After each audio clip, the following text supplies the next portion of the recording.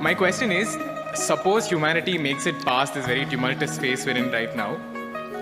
What would we do if we reach an ideal society where everyone is peaceful and together? What would our end game be? What would we strive towards?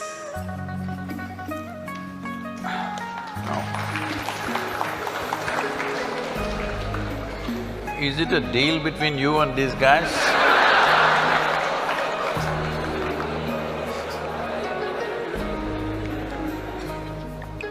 See, look at it this way, because you can't really figure what all these people want. Look at yourself.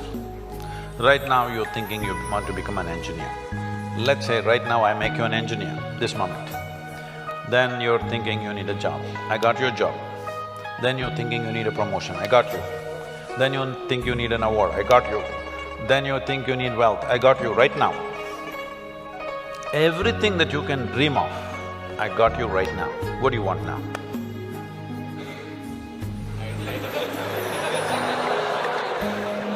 Yeah, I can do that for you. Let's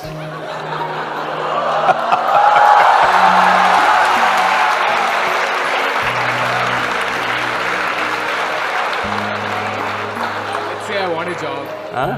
I'm striving for a job right now. Yes. Now, we are looking at the end game, right?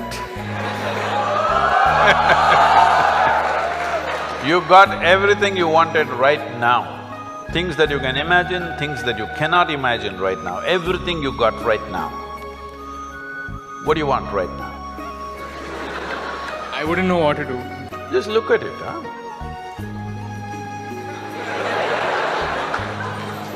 See, when you say this, what it means is, all you want in your life, what you're seeking is struggle. To get a job, it must take 3 years, then you will feel, wow, I got a job. Look at all the people who have good jobs, look at them walking on the street. Are they going blissfully, dripping ecstasy? Hello? Miserable guys, they're getting blood pressure, going to work. They're getting all kinds of ailments, they're freaking out. Yes? So what do you want? Is there a girl here?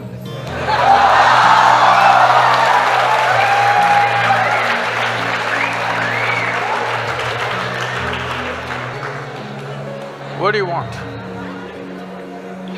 I don't know anymore. That's good. I do not know, I like that. Because actually you do not know.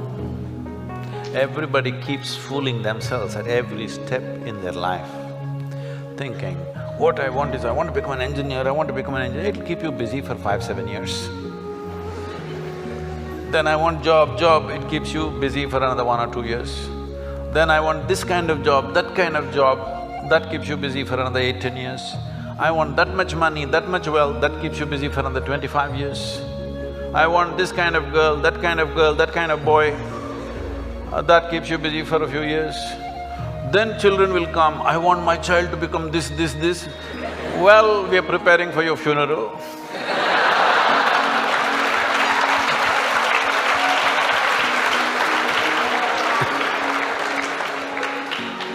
You need to understand just this. Right now, you may be giving all kinds of contexts to your life. But essentially, what you call as my life right now is just a certain combination of time and energy. Yes? As you sit here, time is rolling away for all of us. Can you roll it back? You're an engineer. Can you roll it back? Yesterday was not fruitful, so I'll roll it back. Can you? It's rolling away for all of us. As we sit here, what is ticking away here is not the clock. What is ticking away is our life, isn't it? Since we came and sat here, you're half an hour closer to your grave. It doesn't matter how young you are getting there, isn't it? Yes or no? So it's a certain amount of time, and that time nobody can manage because it rolls at the same pace for everybody. You do something, you don't do anything, you sleep, you're awake, you're happy, you're unhappy, do whatever the hell you want, it just keeps rolling mercilessly, isn't it? So there is energy that you call as life. This, you can pitch it at different levels. If you're like this, I'm talking about the classroom expression, you know.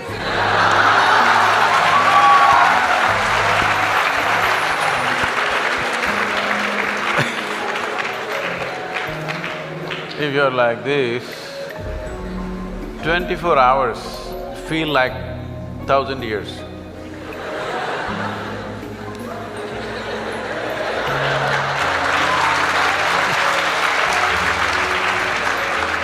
But have you seen on a certain day you're very happy, 24 hours, poof, went off like a moment? Yes or no? So, time is a very relative experience in individual subjective experiences. If you're joyful, if you live 100 years, it feels like a few moments, it's gone. Only miserable people will have a long life. Because if you're miserable, you'll always feel life is too long that you will want to cut it short. But if you're joyful, the possibility that a human being holds, before you look around, it's over, really. But what possibility this carries? So what you need to manage is your energies, because life is a certain amount of energy, it's not limitless, but it can be enhanced. If you function at one level of energy, what you do in 10 years' time, if you function at a different level of energy, the same thing you can do in 1 year's time. So if both people live for 100 years, in terms of impact and profoundness of experience, one has lived for 1,000 years, another has lived for 100 miserable years. So this is all you can do. You may think right now, engineer, this one, that one, these are all limited contexts you're setting for yourself. Fundamentally as a life, it's just time and energy, isn't it? The question is what you make out of it. Do you want to make something out of it? There's no compulsion you have to make something out of it. When I say making something out of it is not a social phenomena I'm talking. What should you become in the society? That's not what I'm talking. Fundamentally, you have come here in terms of life is you want to experience life. Question is how profoundly. Right now, if people want to experience life, what are they experimenting with? They will experiment, not this. Yeah, I know you guys.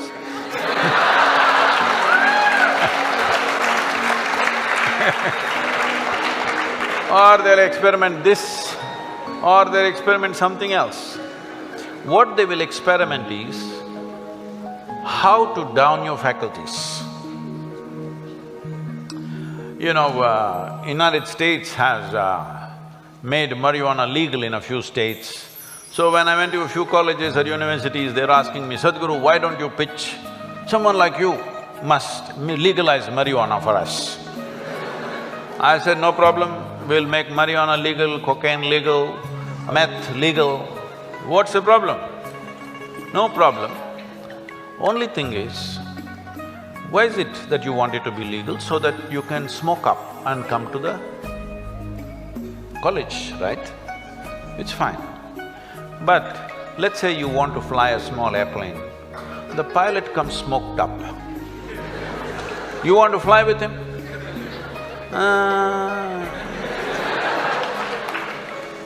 Because the guy's already flying without the airplane.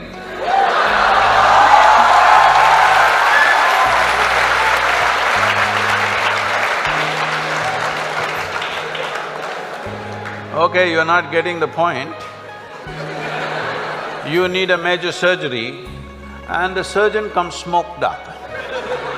You want the surgery? Oh no!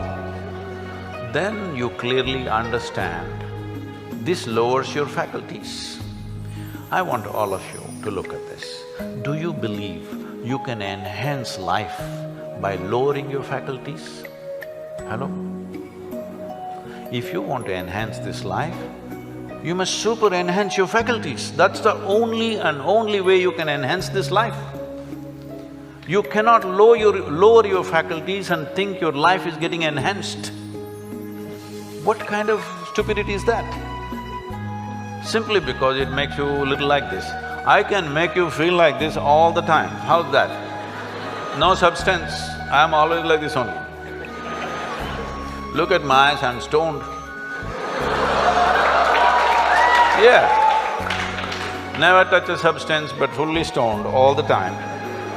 Because I want you to understand this, the greatest chemical factory on the planet is here.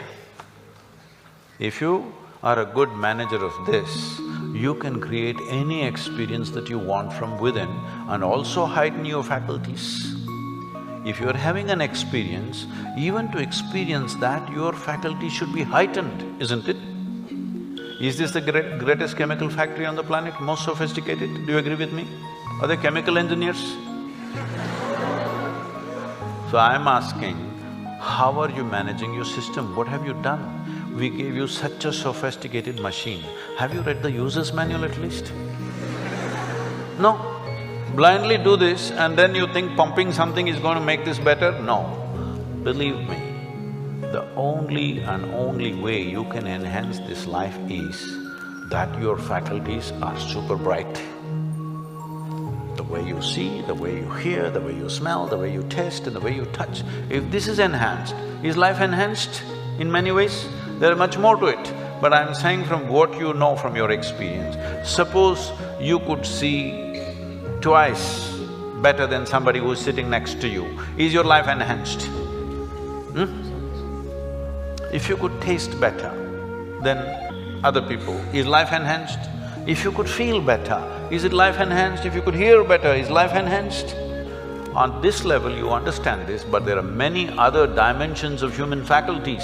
If you enhance this, if you sit here, you will be blissed out simply sitting here. You wouldn't want to touch any damn thing because just sitting here is the greatest experience of your life. So, about what is the end game? If you had everything, what would you want? If you had everything that you can ever dream of, everything is right here, what would you want? You must think, isn't it? I won't supply you with an answer. If you do not invest that much thought into your life, that means you're super short-sighted. Hello? This happened to Gautama the Buddha. You heard of Gautama the Buddha? Because of some astrological prediction that his father heard, that he may either become a great emperor or a great sage, and he wanted him to become a great emperor, he protected this boy and put him in a separate palace where it's all luxury, everything that you can dream of, everything there. Got him married to a very pretty young woman, everything on. No, he should not see any suffering. But one day he just went out. He saw one old man and he asked, why is this guy like this? His chauffeur. His chauffeur or his chariot driver said, oh, everybody becomes like that after a certain time. He said, what, me? I'm a young prince, will I become like that? Hey, yeah, everybody will become like that. It shook him. Then he saw a man who's suffering with some kind of disease, ailment. So why is that guy like that? Said, it'll happen to a lot of people. Who it will hit, there is no prediction. Anybody can become ill. Most people think it happens to other people. No, it can happen to us.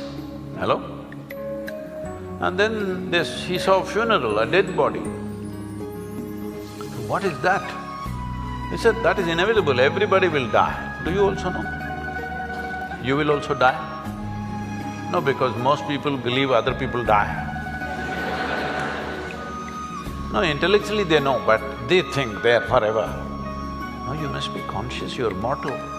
Mortal means you have a limited amount of time and energy. If you're always conscious about this, How would you organize your time and energy? You decide. If you're conscious about it. If you think you're a superhuman being, you're not going to die, other people will die, all the best. It'll come. You can realize this on your deathbed and die. See, people may think this is extreme, but you must go and volunteer in a hospice or in a hospital wards where people die, and you must see. It's very important, very, very important. Only then you become sensitive to life.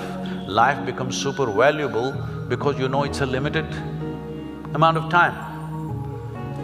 If you watch this, unfortunately today in the world, over 80% of the people, when they… last moment when it comes, when they die, they are not fearful, they are not in pain, they are not in something else, they're just bewildered. A look of bewilderment comes because all their life they just lived their thought and emotion, they never lived a life. This is important, you must understand. There is a psychological reality in your head and there is an existential reality which is life. Most people are mistaking their psychological reality to be existential. Your thought and emotion has become more significant in the cosmos, isn't it? Hello? Huh?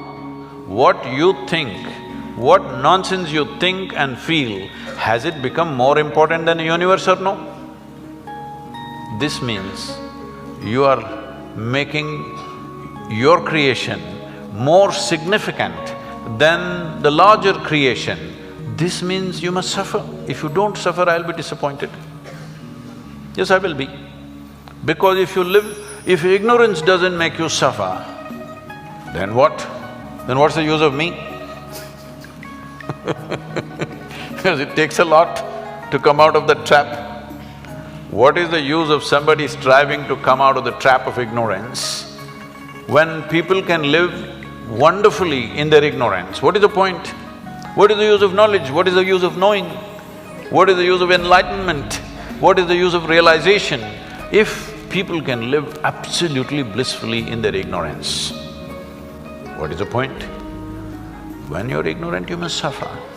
And I want you to know, the greatest evil right now on the planet is not evil, it's ignorance.